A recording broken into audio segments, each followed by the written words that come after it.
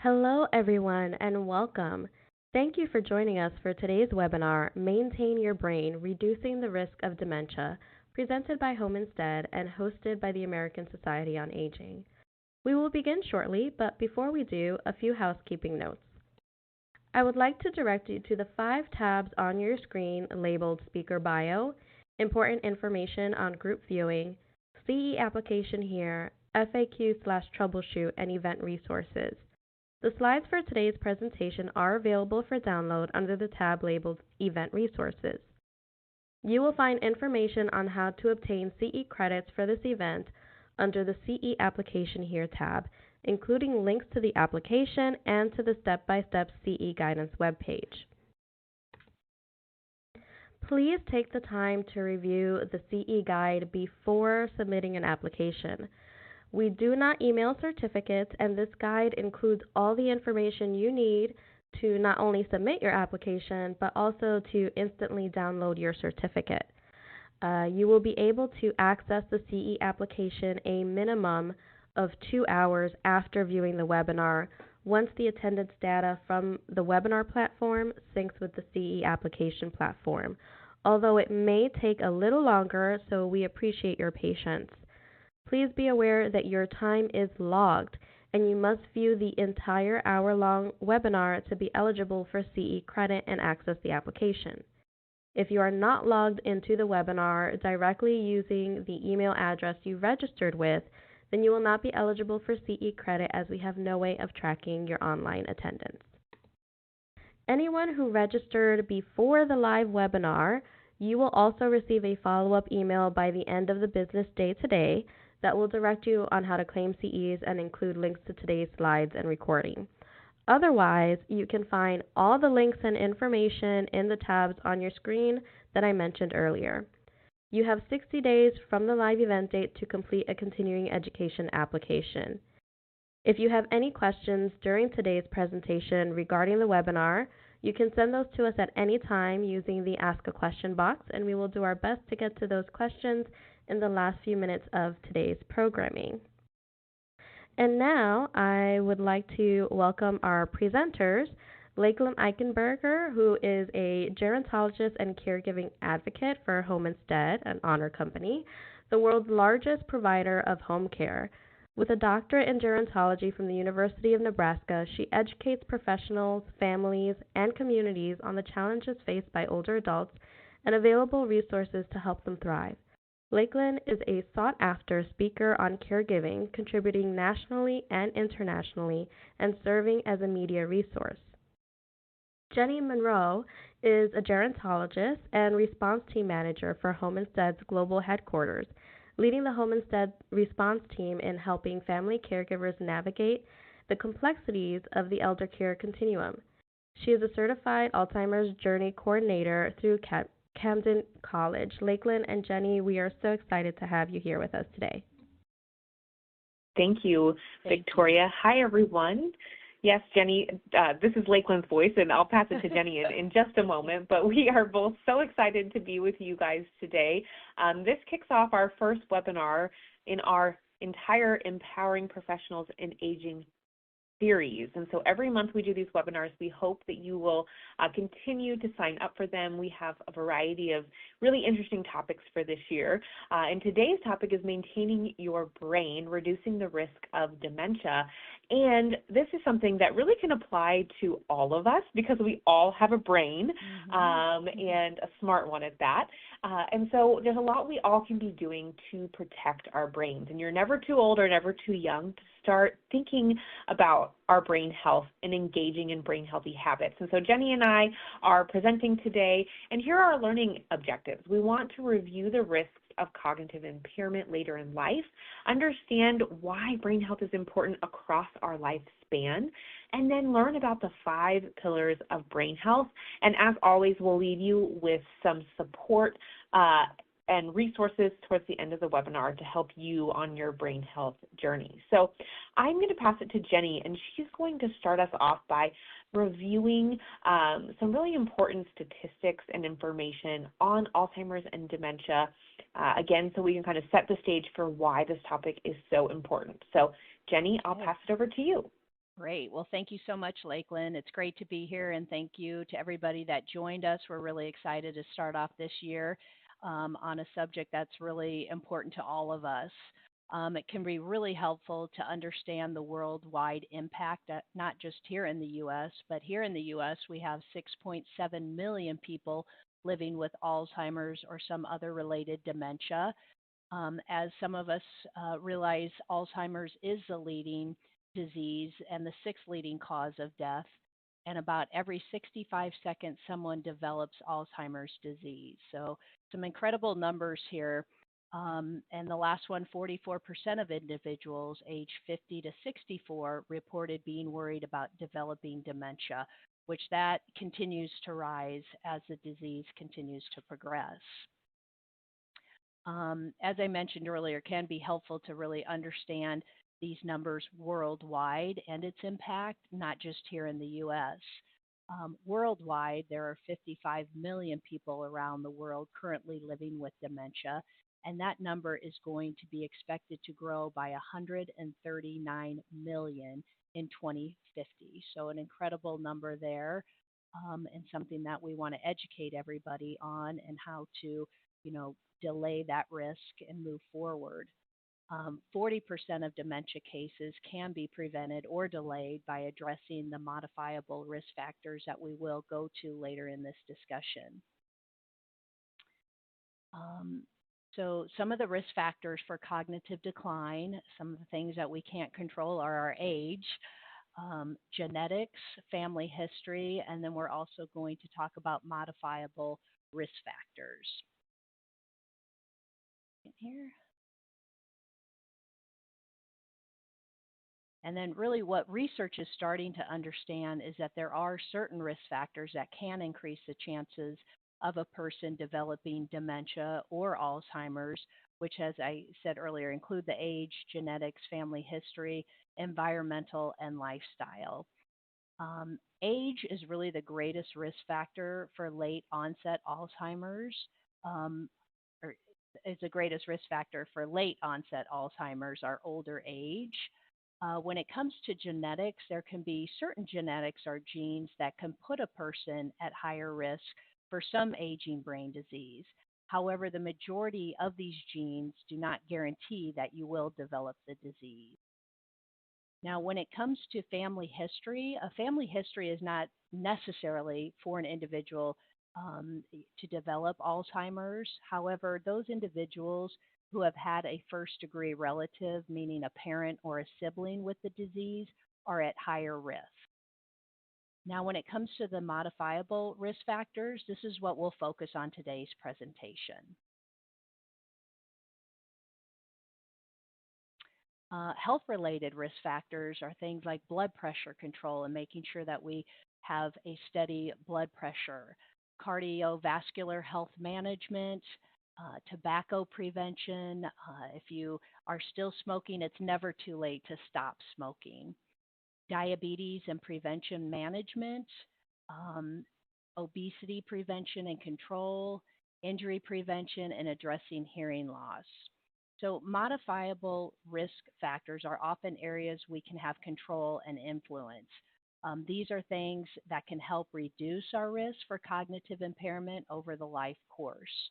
One of these bullets here, the injury prevention, at first when we were putting the slides together, my first thing that came to mind was prevention injury and cognitive impairment, like wearing a helmet or wearing a seatbelt. But there are other things that we can do.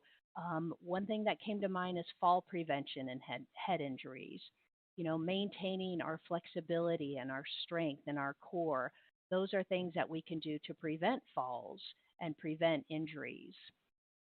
Another important factor I thought too is managing our stress and our mental health, as well as sleep. Sleep is is one of the pillars of good health, and we'll go to that later in our slides as well. Let me see here. Give me 1 second. Did I miss a slide? I don't think so. There we go. Okay. So, additional risk factors for caregivers. Some additional risk factors for caregivers You can read the following list here on this slide. It's really important to understand that realities of caregiving could result in increased risk for cognitive impairment later in life and aging brain diseases. This isn't just for those that are caring with someone living with Alzheimer's, which could put you at a higher risk if the person you're caring for is a relative, but it also applies to other types of caregivers too. So, those caring for someone with other neurological disorders or cancer caregiving, these are additional risks for caregivers, including family history of Alzheimer's could put a caregiver at higher risk, especially if it is caring for a parent or a sibling with Alzheimer's or another type of dementia.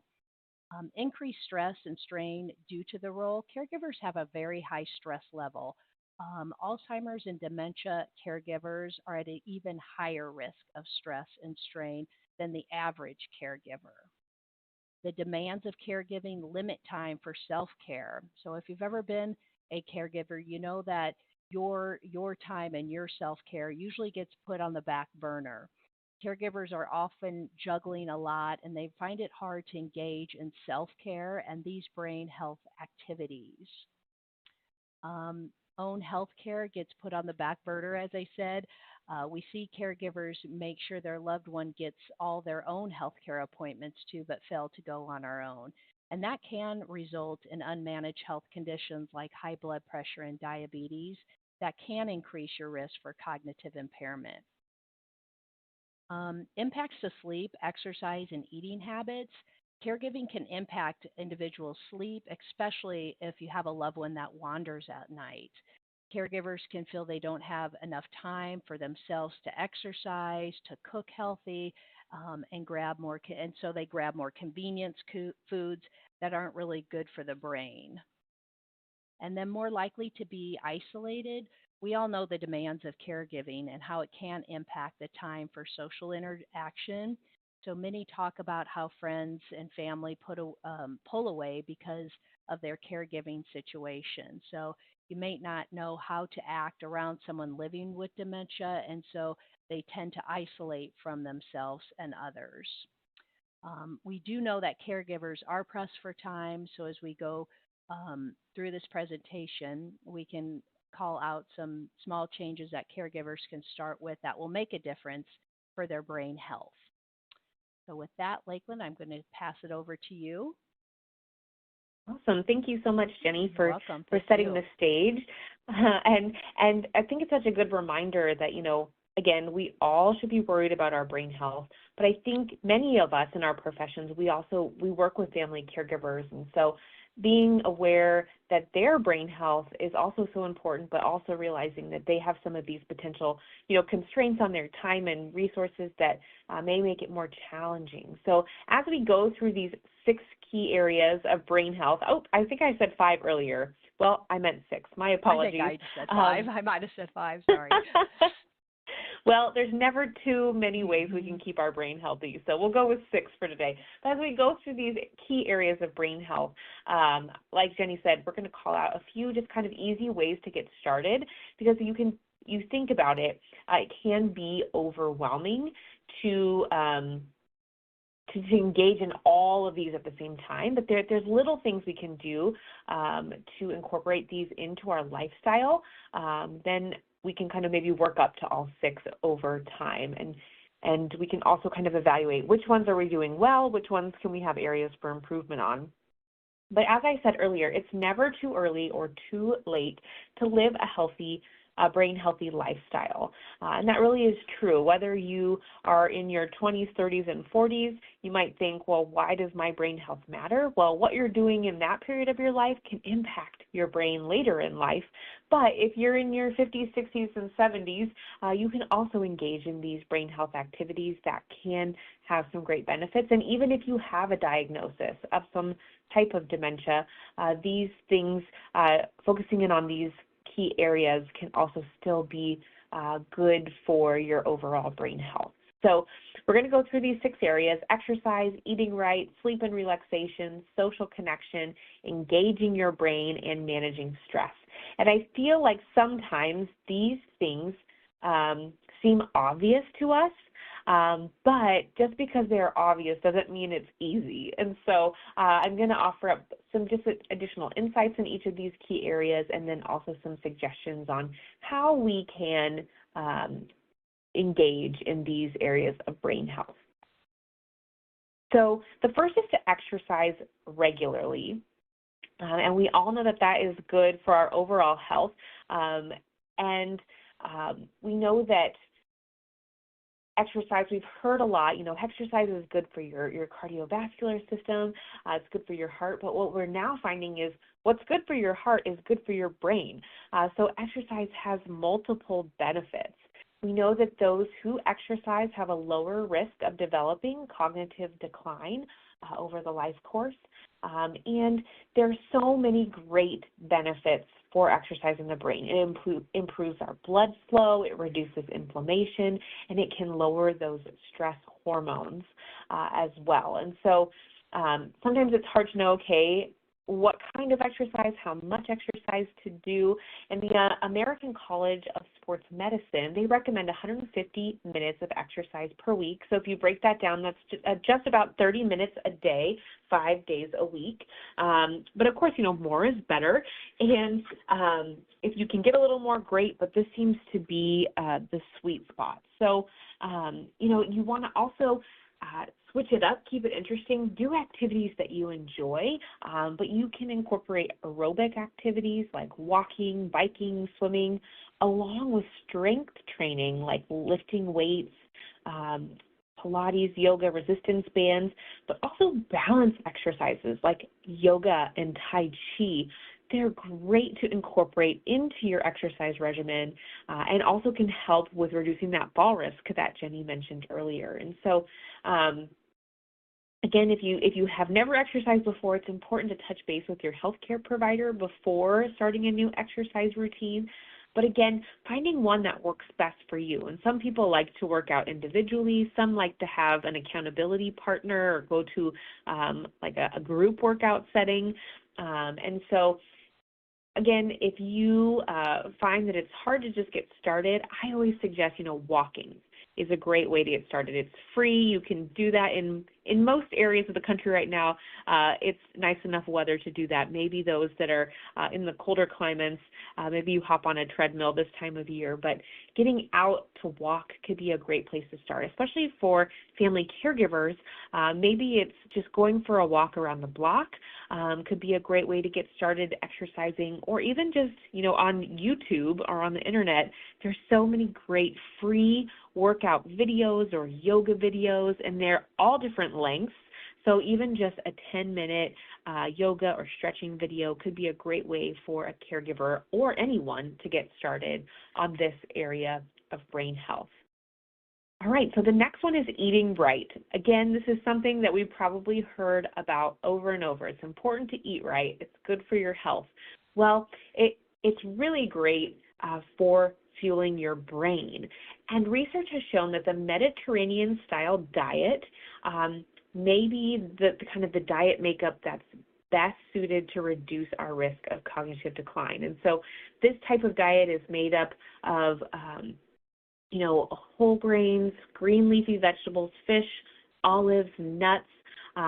There's a lot of, great recipes that you can look up that kind of adhere to this Mediterranean diet. And again, research is starting to show that this type of diet could reduce your risk of cognitive decline later in life. And just like exercise, you want to be sure to consult your healthcare provider before making big drastic modifications to your diet. But again, it's important to eat healthy. And so some tips for eating healthy, brain healthy, there's no one silver bullet. There's no one food that can improve your brain health. We see a lot of studies like eat blueberries or coffee is good for your brain health. No, coffee is not good for your brain health. There's a lot of conflicting information out there.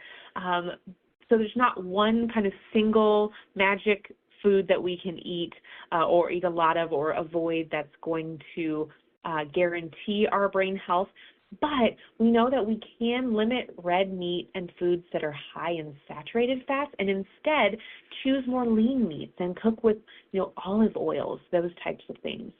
We can also reduce our sugar intake, especially those store-bought sweets, which I admit I'm a sucker for. But if we can choose our sweets wisely, maybe try for homemade baked goods or opting for a dark chocolate that has a higher cocoa content, that can be just a small modification we can make to improve our brain health. So some additional tips, adding fish. I know not everyone's a fish person, but there's other foods that are rich in omega-3s as well that you could add. Load up on fruits and vegetables, especially berries and leafy greens. Try to make your plate really colorful. Also sticking to whole grains such as oats, barley, quinoa, and also adding in spices like turmeric, cinnamon, and ginger to enhance the flavor of your food, and then you can enjoy some brain health benefits as well. And then also hydration is so important for the brain.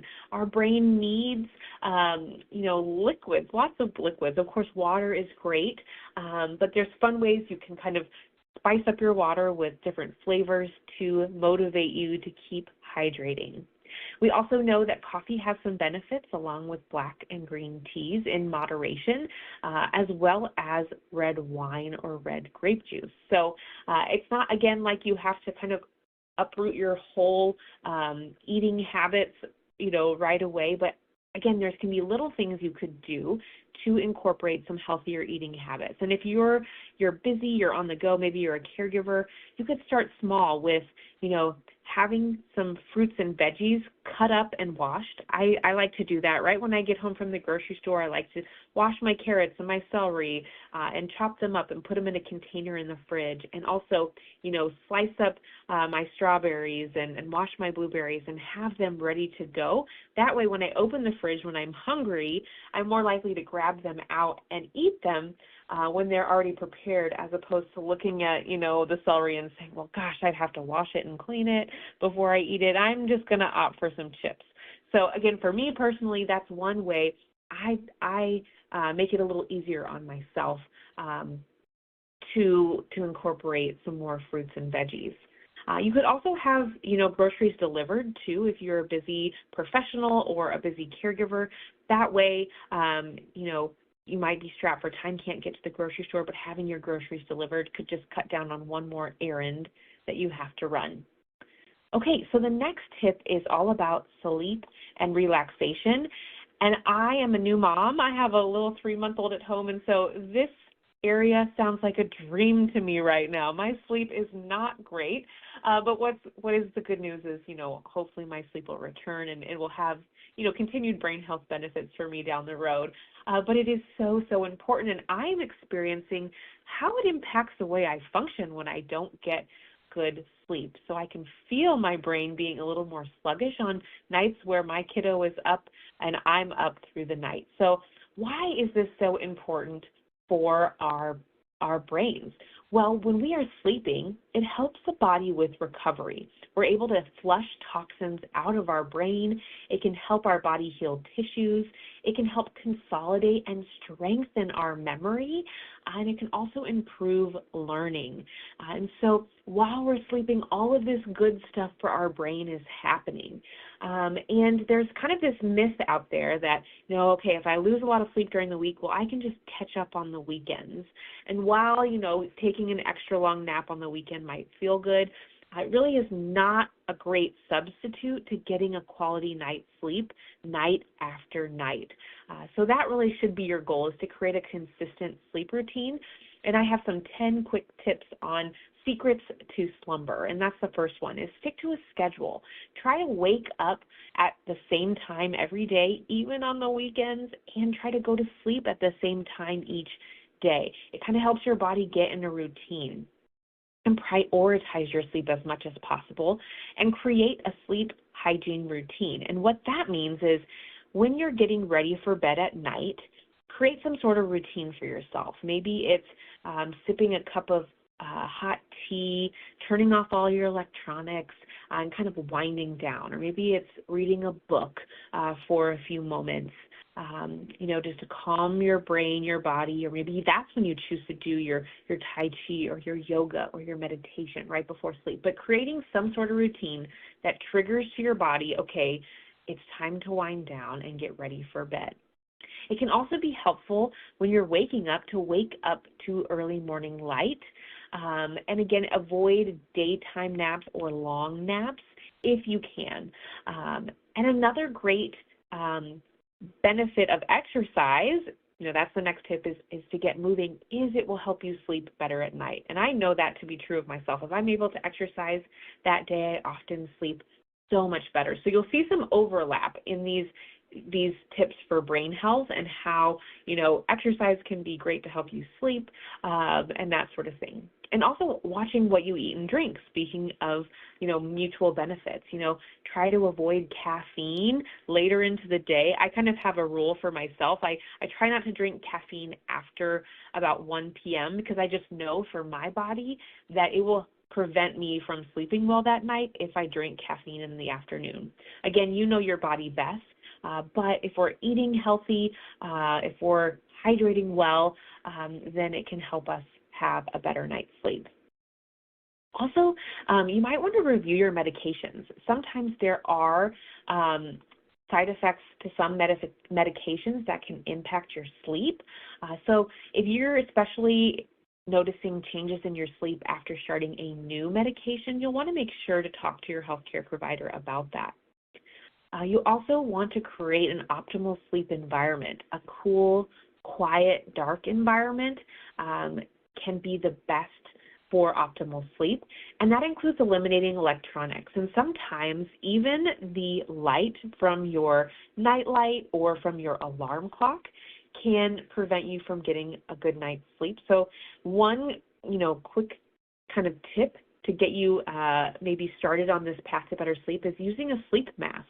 That eliminates all of the extra light and could help create a darker environment for you. Also, I love to have a sound machine on. It at night, it just kind of helps drown out any ambient noise that might be. I live close to a highway, so it kind of just helps create a relaxing environment. So you could do that as well. And I also mentioned earlier establishing those bedtime rituals and getting, again, a good routine down in the evening to wind down. And then also know the poor warning signs of sleep. We see many people, especially as people get older, they feel like they have trouble falling asleep or staying asleep. Maybe their partner snores or they snore. So it's important to address those issues with your healthcare provider to make sure that you're addressing those warning signs of poor sleep, and so that you can prioritize your sleep and get the most out of each night's rest. Okay, so the next in our key areas of brain health is social connection. It is so important for us to be in connection with others. And when we think about social connection, we can think about quality over quantity. So you don't have to have hundreds of social connections to get the benefit. Enjoying close ties with friends or family are great ways to have meaningful social activities that can contribute to great brain health. So we want to make sure that you're getting quality, meaningful connections for you. And so here are some tips that we can share. So again, focus on the relationships and activities that you enjoy most, and perhaps it's prioritizing those. Maintaining connections with people of different ages can have a lot of great benefits. That multi-generational social connection can be great for both age groups that are interacting. Also, staying in that regular connection with relatives, friends, and neighbors. Maybe it's creating some sort of weekly Sunday night dinner as a family, or every Wednesday night you call and check in with a family member or friend, kind of creating that regular connection. And then look for opportunities to pass along skills that you have. So maybe it's cooking a meal for someone else and sharing it with them. Maybe it's engaging in volunteering, or maybe you're tutoring a student. Again, if you're able to share something with another person, what a great way to connect. You can also try out organized clubs or activities. I mentioned earlier, if you like to exercise in a group setting, again, great benefits for both your physical health and your social connection, making those connections in an exercise class, or maybe you want to join a book club or a travel club. And then humans aren't the only people that make meaningful connections. Our pets can be a great source of loving relationships too, and can have great benefits to us in terms of our social connections. All right, so we have 2 more areas left. This next is to engage your brain.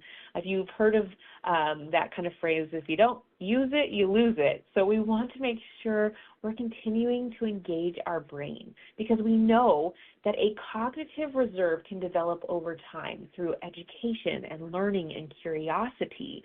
And so that can be really good for our brain health. We do know that if you look at studies, higher education levels can reduce the risk of cognitive decline. But I'm not saying go back to school. I'm not putting that message out there. We can still learn at any age. And so, again, being curious, learning, trying new things, it can help to create more of these neural networks and help our brain manage any potential failures or declines that it faces over time. So it can be just really, really good for our brain to continue learning. So here are some small ways you can do that. You can even just switch up your routine. So if you always brush your teeth before you wash your face, switch it up a little bit. Or if you always drive the same route to school or to work or wherever you're headed, maybe take a different route. Just switch things up a little bit. We also know learning a new language, while that seems ambitious for a lot of folks, it can be really, really good for your brain. So are the arts. So musical instruments, painting, sculpting, dancing, those can be great ways to, again, get your creative side going, but also keeping your brain engaged. Work and volunteering are other great ways to engage your brain. If you think about it, if you're working or volunteering, you're probably solving problems or creating processes, so you're working your brain, but you're also typically doing that with other people. So it combines that social connection with engaging your brain. So double bonus there. Also playing various types of games. You probably see advertisements for brain games, and those can be good. Playing chess, word find, playing card games like bridge, those can be good. I would encourage you to play a variety of games, not maybe just sticking to the same game every single day, maybe switch it up a little bit.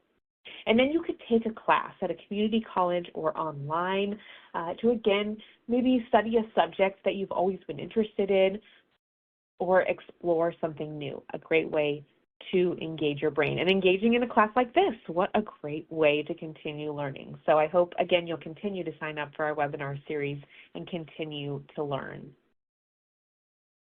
All right, so the final key pillar of brain health is managing our stress. And we live in a world that's full of a lot of stress, especially if you're working, if you have a family, if you're working in caregiving. There's a lot of things that can bring us stress. We know stress is a given, but how we react to that stress and manage that stress can impact the brain. If we allow ourselves to have chronic stress, so stress over a long period of time, it can do damage to the brain through cell death and shrinking of areas of the brain that can involve memory and mood regulation. So it's so important for us to be on top of this stress and try to de-stress as often as possible. And so some tips on how we can do this. Focus on the present. It can be helpful kind of to journal or keep a list of what's bothering us, so it's not something we kind of ruminate on over and over. We also need to give our brain a break from time to time. We can focus on our breathing. Just taking a few moments to do 3 deep breaths, especially in a moment of high stress can be so good for our brain. It can help to lower that stress hormone in our body by taking some deep breaths. Also, we can practice saying no, which is very hard for me to do a lot of times. We can try to take a few things off of our plate to de-stress.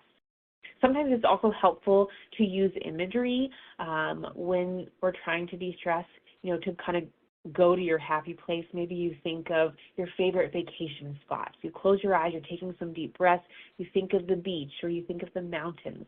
That can help to kind of calm you down in a moment of stress. Also, thinking positively and focusing on gratitude can be really helpful.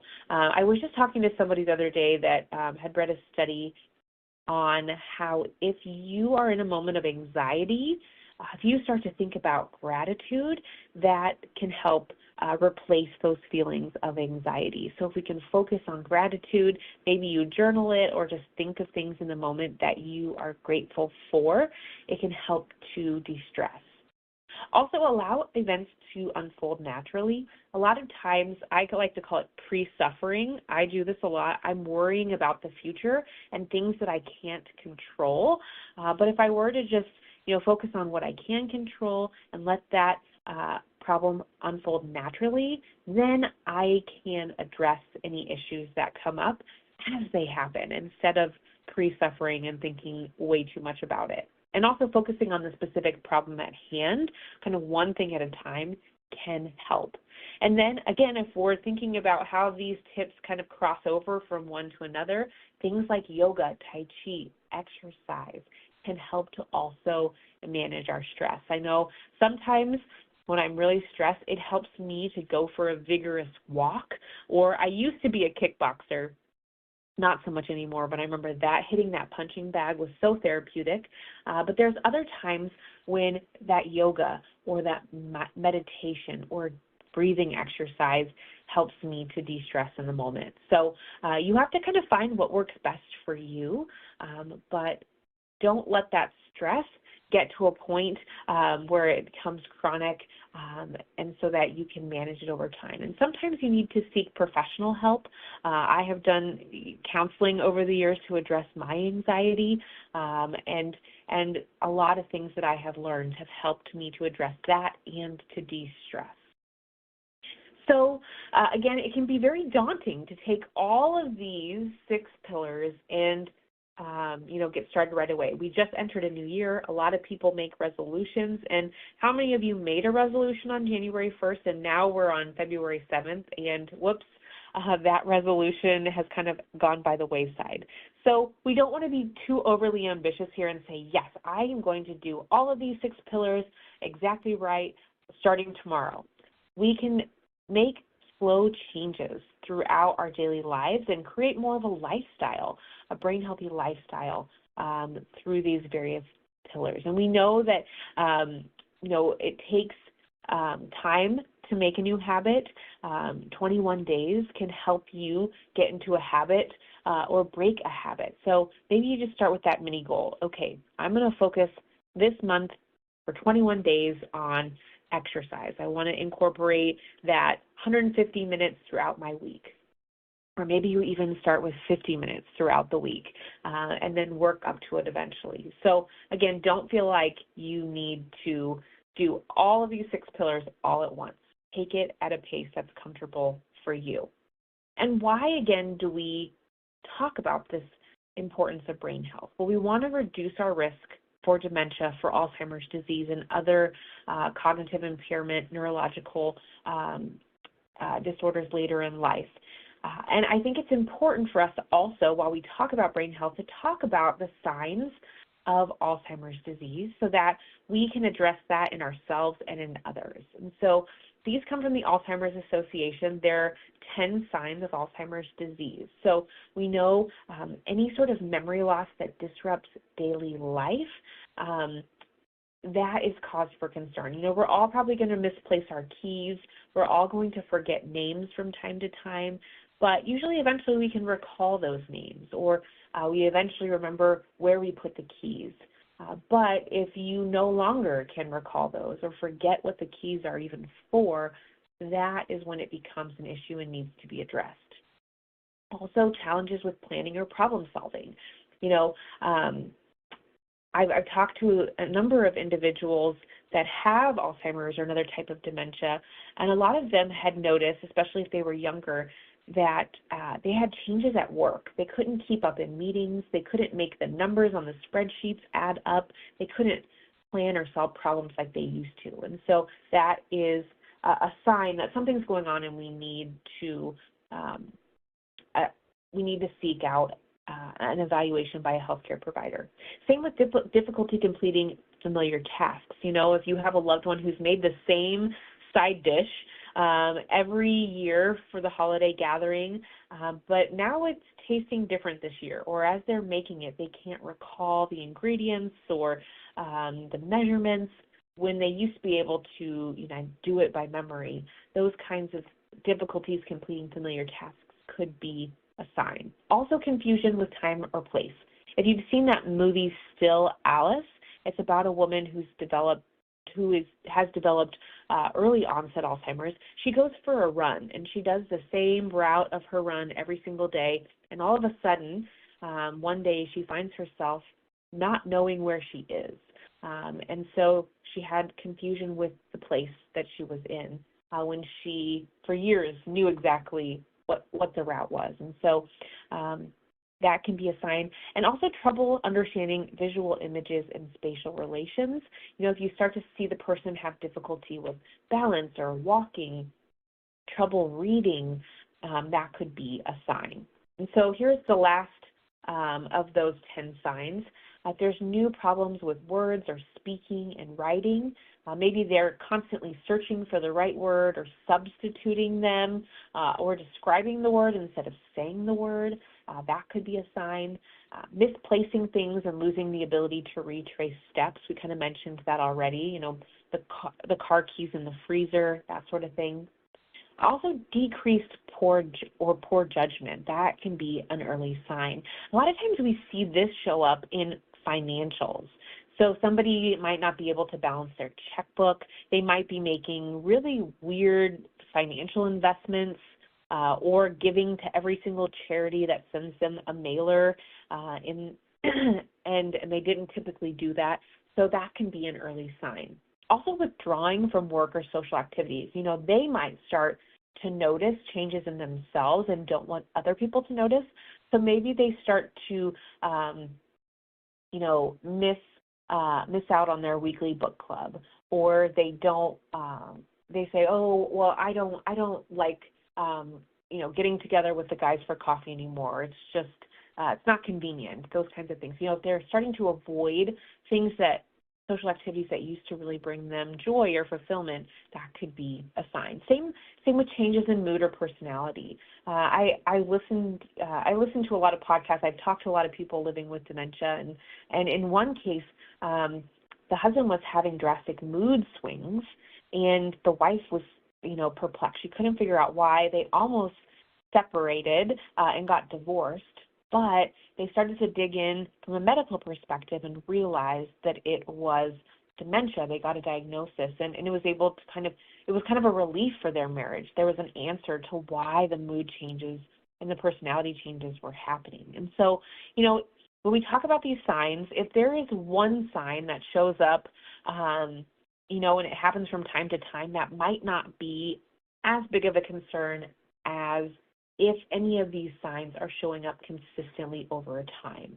And not everyone that, develops Alzheimer's or another type of dementia will maybe have all 10 of these signs. But if you're starting to notice a few of them and you're starting to notice them over time, then it's really important to get a diagnosis, because we know the earlier we can detect these aging brain diseases, Alzheimer's, dementia, the more time we have for proper diagnosis and planning. And what we can do for our brain health at any age is to take advantage of regular cognitive screening. That can help determine a baseline for us. So Medicare, if you're Medicare eligible, every year you qualify in your annual Medicare wellness exam for a cognitive screen. And so you can encourage your loved ones to take advantage of that. Talk to the doctor about how you want to start that cognitive screen. Talk to your doctor about your brain health so that you can have, again, that baseline. And then if there's any changes from baseline over time, we can hopefully, address it earlier on. It's also important to bring up these signs and symptoms to your healthcare provider, because it could be something other than dementia.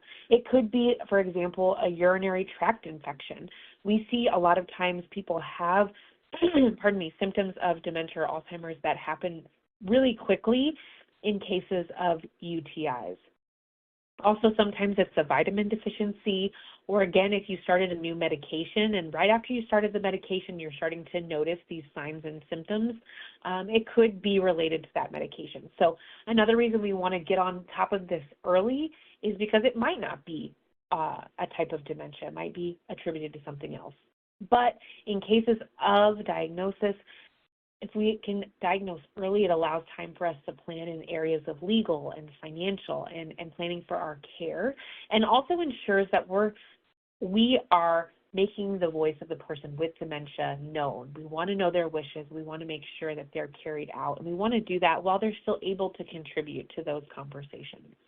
And also, it helps get the individual to a specialist. Maybe they have the opportunity to participate in a clinical trial, because we know there's some great progress being made in terms of medication and treatment in the area of Alzheimer's and other dementia.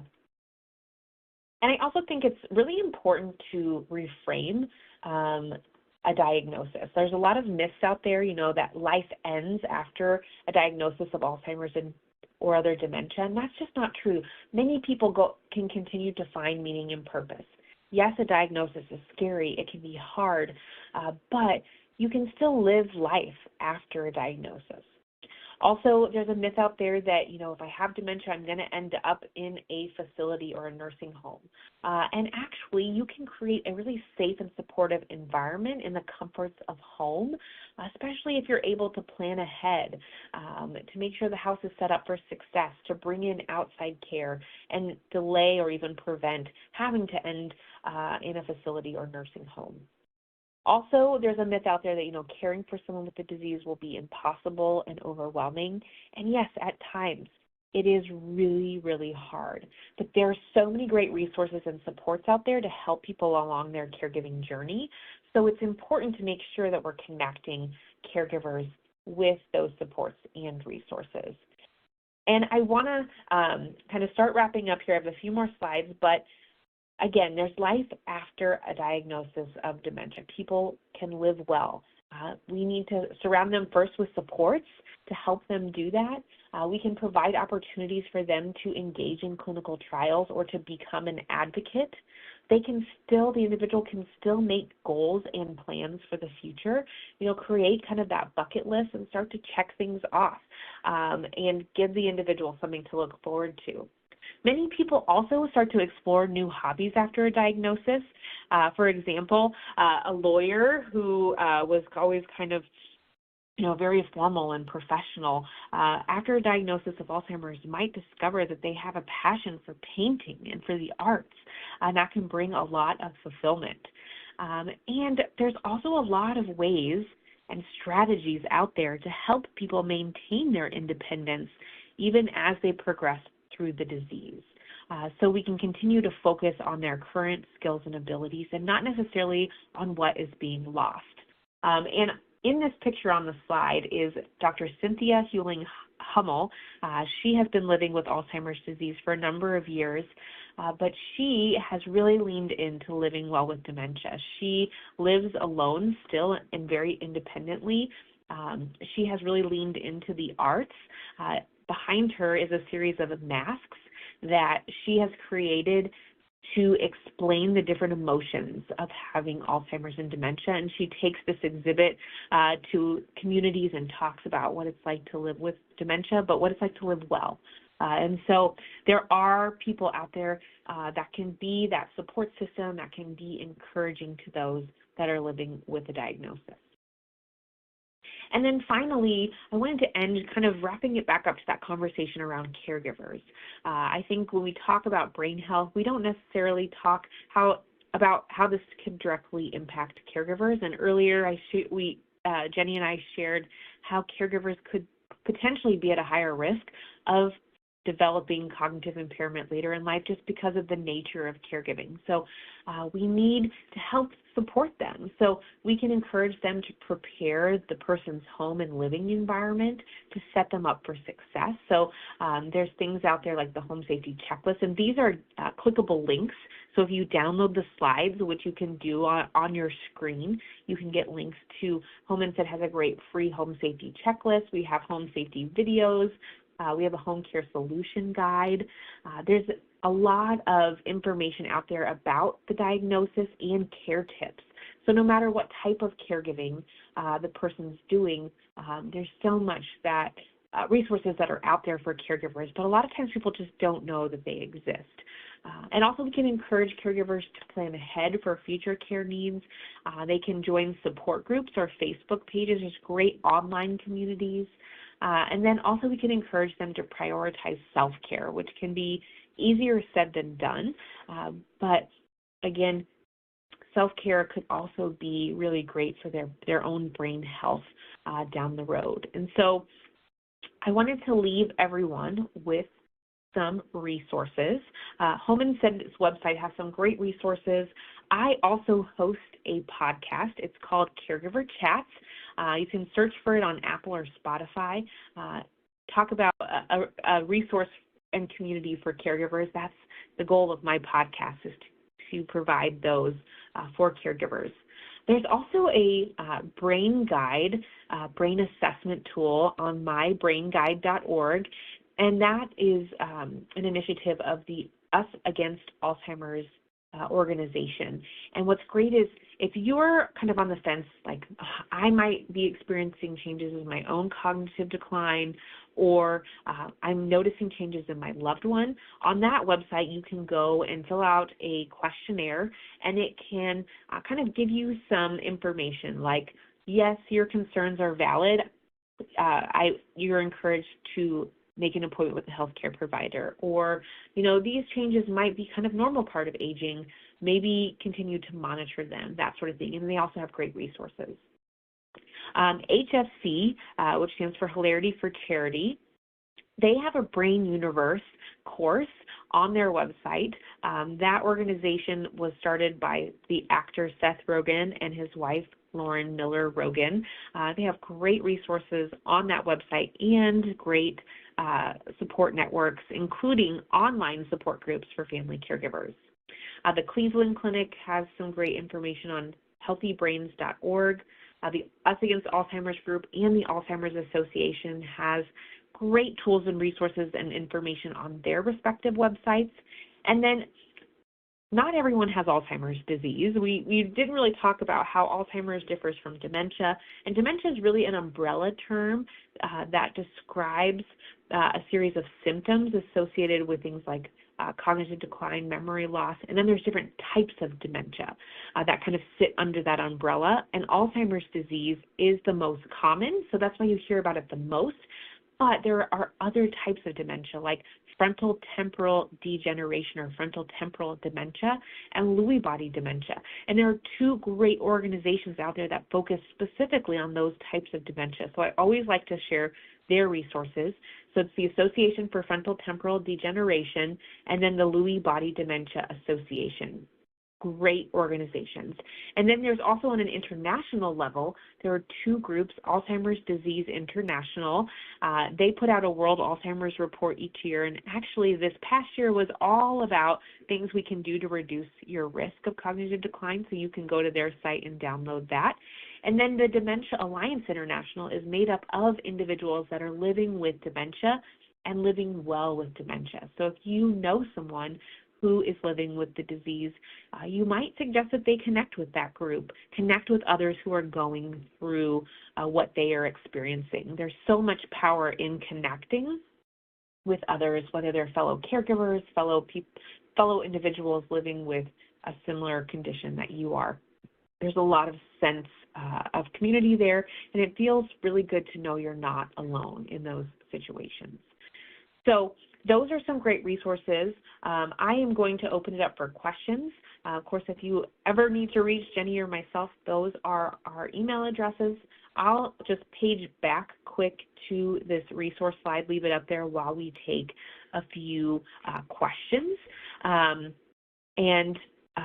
I know Jenny had to hop off early, so it's just me answering questions, and so I'll get to as many of them as I can. Somebody said, can you repeat the name of the podcast? And it's Caregiver Chats is the podcast. And so you can find the podcast on Apple or Spotify, whatever podcast app that you like, you can find it there. Also, can you repeat the name of the woman who created the masks? And her name is Dr. Cynthia Hewling-Hummel, and she actually turned it into a book, and it's called Unmasking Alzheimer's. So if you Google Unmasking Alzheimer's and Dr. Cynthia, you should be able to find more information on her. Let's see. What else do we have? People are asking, oh, yeah. Hi, Victoria. Sorry. No, I'm sorry. I just saw that there were a lot of questions related to healthy eating and dieting, and I think overall also just is it too late? Is it too late to start now? Is it too late if you're in your 60s to start making these changes, whether physical or dietary? Yes, that's a great question. It is not too late. It's never too late. I think anything that we can do for the betterment of our brain health at any age is going to have benefits. Of course, the earlier we can start, the more time it has to be beneficial. But the reality is it's never too early, it's never too late. But also, there's no guarantee that even if we did everything right, we ate perfectly, we exercised to a T, we did all 6 pillars, there's still a chance somebody could develop the disease at the end of the day. So while just like all the risk factors, like maybe a family history or maybe you have a gene that's linked to Alzheimer's, just like those don't necessarily guarantee that you will develop the disease, there's a lot we can do to prevent and reduce our risk, but there's still going to be a little bit of risk, of course, that we could develop it down the road. So it's never too late. You can make it a difference at any age. So I would say don't be discouraged if you're in your 60s and you think, I'm not doing any of this. Well, start today and start small in making progress towards your own brain health. And also, again, I would suggest start talking to your healthcare provider about your brain health. If it's a concern to you, make sure that they know that. So that's something that they can help you monitor. And if you're, again, of Medicare eligibility, make that part of your annual wellness exam. Let your physician know, your healthcare provider know, I want to take advantage of that cognitive screening each year so that we can monitor my brain health because it's important to me. So again, I know that there's a lot of fear around developing dementia. Of course we want to reduce our risk and we want to avoid it, but there's no one thing we could do to fully prevent or avoid it, but there's a lot we can do to reduce our risk. So I hope that makes sense. And again, those six pillars, sometimes people ask me, okay, if I could choose one that I start with, a lot of healthcare professionals that work in this brain health space, they say exercise or just get moving can make a huge difference. So if you're able to be active throughout the day, even if it's just getting up and walking around every hour instead of sitting at your computer for, 8 straight hours, that can be, one good thing you can do for your brain health. So I hope that helps to answer questions around that. Victoria, did you see any other themes in the questions? I'm trying to catch up here, but I know that I you've know. been looking at the questions as they come in. It's been a very engaged audience that we have. There were definitely a lot of congratulatory remarks as well, for you, Lakeland, and growing your Thank you all. family. There were definitely also questions regarding, how to engage the brain, which you already touched on a little bit there. But we are running out of time, and I feel so bad because we always get so many questions, which is wonderful. But I think you touched on pretty much everything in your presentation. And if not, then we also have your contact information and Jenny's contact information, so you can always reach out regarding any additional questions that you may have. But we are coming to time now, so I Absolutely. just want to say thank you so much. It's been such a pleasure having you today, and Jenny as well. We want to thank Home Instead for bringing this webinar to our audience. And as a reminder, people were asking for the slides. You can download the slides in all of our webinars. They'll be under the Event Resources tab, but you'll also get them in the follow-up email. Only those who registered before the live webinar will receive that follow-up email by the end of the live business day. Otherwise, that information is available on the tabs on the webinar screen. Remember that you must wait a minimum of 2 hours to be able to open up your CE application. And if you have any questions about the webinar, please feel free to email ASA at info@asaging.org.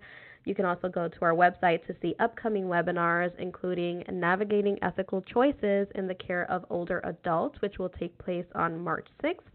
And if you would like to share today's presentation with anyone, the CEs are available for a full 60 days.